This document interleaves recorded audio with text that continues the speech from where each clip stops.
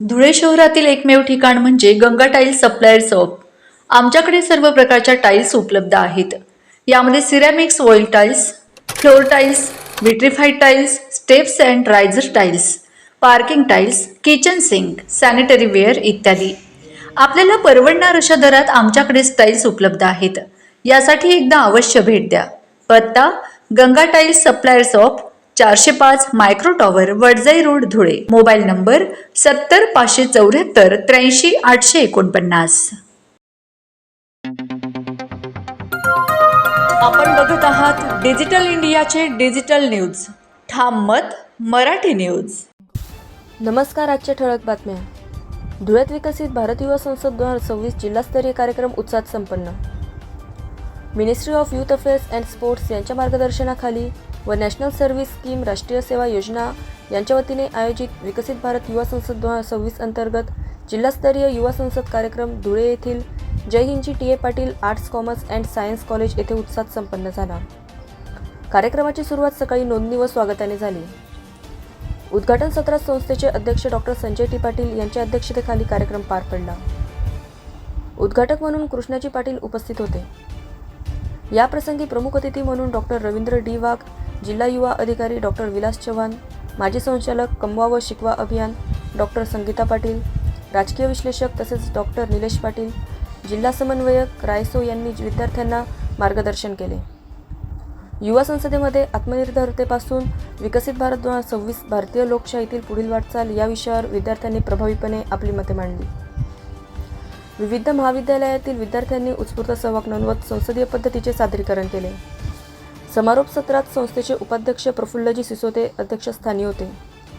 तसेच भामरावजी गव्हाणे, सौंध्या सागर कांबळे नगरसेविका आणि कुमारिका प्राजक्ता माळी यूथ आयकॉन हे प्रमुख अतिथी म्हणून उपस्थित होते. कार्यक्रमाच्या शेवटी सहभागी विद्यार्थ्यांना प्रमाणपत्रे व बक्षिसांचे वितरण करण्यात आले. कार्यक्रमाच्या यशस्वी आयोजनासाठी राष्ट्रीय सेवा योजना विभाग तसेच आयोजक समितीने विशेष परिश्रम घेतले.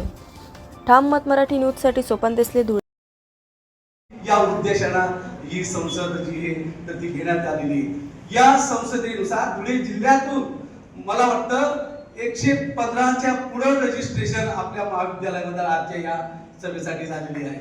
आणि त्याचप्रमाणे इथं उपस्थित जे विद्यार्थीचे त्या विद्यार्थ्यांना प्रत्येक विद्यार्थ्याला 3 मिनिटं दिली जातील आणि त्या 3 मिनिटांवर या विद्यार्थ्यांना प्रामुख्याने आणीबाणी जी तर ते आणीबाणीची ही जी वर्षेज आहेत याच्यावर त्यांना या ठिकाणी बोलायचं आहे.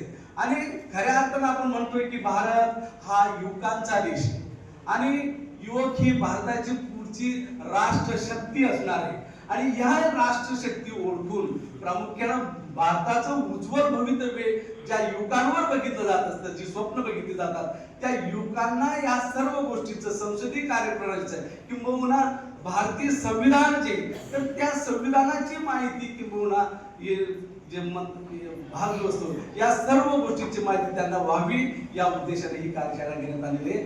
मी आपला अधिक वेळ न घेता या ठिकाणी वक्तृत्व स्पर्धा आपली या ठिकाणी ठेवली. साधारणतः मला वाटतं 115 पार्टिसिपेट्स या ठिकाणी आहेत. 3-3 मिनिटं आपल्याला दिली. 3 मिनिटात तर आपल्याला किती मांडता येईल मला नाही माहिती. पण ही इलेक्ट्रॉनिक मीडियाची पिढी आहे आणि इलेक्ट्रॉनिक मीडियाची पिढी आम्हाला वाटतं की आमच्या पिढीपेक्षा नक्कीच 10 पावलं पुढे आहे. त्याच्यामुळे आपल्याला जो विषय दिलेला आहे मी आता श्रवण सरळ ते विचार तुम्हाला विषय काही कळाला नाही म्हटलं. आणीबाणीची 50 वर्ष आणीबाणीची 50 वर्ष नाही कळालं म्हणजे आणीबाणी नंतरची का आणीबाणीची का आणीबाणी नंतर 50 वर्ष काय तुम्हाला प्रमुखांनी सांगितलं असेल. डॉक्टर निलेश पाटील त्यांची सर्व टीम आहे, आयोजन समिती या ठिकाणी आमच्या प्राध्यापक गेली आहे, बरीचशी मान्यवर मंडळी आणि सगळी शिक्षण क्षेत्रातील तज्ञ माणसे ही तुमची गुरुवर्य आहे. आणि गुरु हा सगळ्यात मोठा असतो आणि गुरुच्या माध्यमातून जे जे काही मिळतं ते घ्यायचं असतं, प्रतिपादन करायचं असतं आणि भविष्यात ते वापरायचं असतं. त्याच्यामुळे तुम्हाला जे जे शक्य आहे या 3 मिनिटांमध्ये आपण मांडा. या भारताचे आपण तरुण youth is the nation power असं म्हणतो आणि आपला देश हा तरुणांचा देश आहे असं आपण म्हणतो, पण ते तुमच्या कृतीत आलं पाहिजे. जास्त बोलत नाही, कारण मान्यवर लोक बसले आणि माझ्यापेक्षा चांगलं ते बोलू शकतात. महाराष्ट्रातील ताज्या घडामोडींसाठी पाहत रहा ठाम मत मराठी न्यूज. तसेच आमच्या चॅनलला लाईक, शेअर, सबस्क्राईब करायला विसरू नका.